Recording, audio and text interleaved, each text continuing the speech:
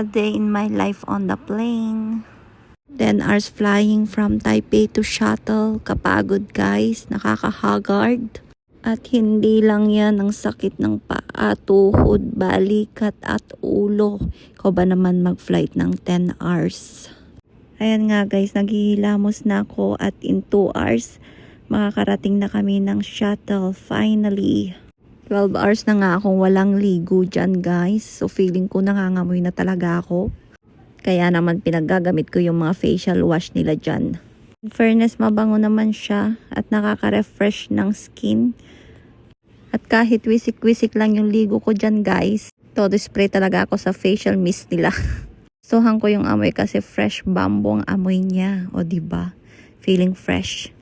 Ito nga yung mga pinagagamit ko guys. O diba ang linis ng airplane nila?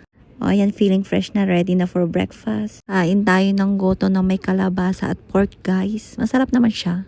And pagkatapos nga natin kumain ay maganda-gandahan naman tayo. Para naman mabalik natin yung freshness natin eh. Ayan nga, nagbaon pa ako ng facial mask. Sa JMYC yan guys. Ganda ng triple whitening mask nila. One of my favorite masks. Nakakatanggal din ng pagod kasi nare-refresh talaga yung skin mo. Malamig sa mukha. Nababrighten din niya yung sa eye area. Kahit wala kang tulog, puyat, at stress ka, pag ginamit mo to, feeling fresh ka na ulit. Ayan, at piniga-piga ko pa nga. Nilagay ko lahat sa mukha ko.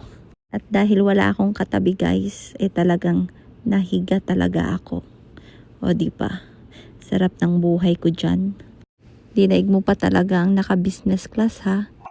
Beauty rest muna tayo saglit guys. Bye!